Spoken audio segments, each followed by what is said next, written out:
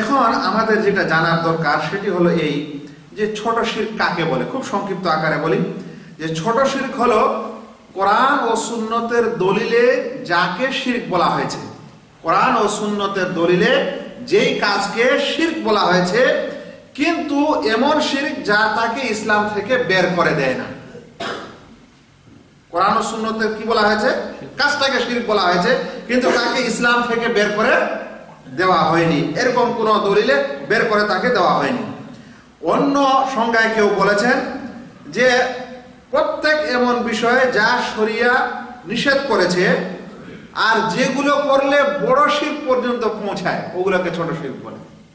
বলতে পারেন যে সকল আমল বড় শিরকের কাছাকাছি নিয়ে বড় শিরকে পরিণত করে ওকে ছোট শিরক বলে।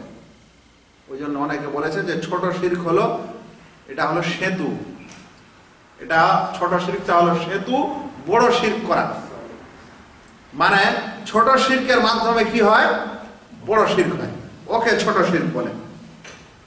শেখুল ইসলাম ইবনে তাইমিয়া একটি সংজ্ঞা দিয়েছেন আর একটা চেনার উপায় দিয়েছেন, যেটা যারা ছাত্র মানুষ এবং জ্ঞান অন্বেষণ করেন তাদের জন্য এটা বেশি উপকারী। তিনি বলেছেন প্রত্যেক এমন শিরকের কথা যেটা শরিয়ায় এসেছে কিন্তু নাকেরা হয়ে এসেছে, নাকেরা মানে অনির্দিষ্ট হয়ে এসেছে, তাহলে ওটা ছোট শিরক। আর নির্দিষ্ট হয়ে যদি আসে আলিফ লাম দ্বারা, আলিফ লাম মুআররাফ দ্বারা, তাহলে সেটা বড় শিরক হয়ে যায়।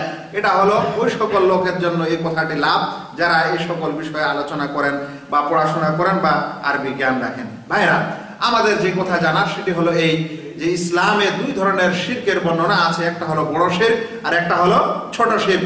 বড় শিরক হলো আল্লাহ রাব্বুল আলামিনের সাথে অংশী করা, তার রুবুবিয়াতে, উলুহিয়াতে এবং আসমা ও সিফাতে, তার কাজে কর্মে, তার ইবাদতে এবং তার নাম ও গুণাবলীতে, এরকম কিছুতে অংশী করলেই বড় শিরক হয়।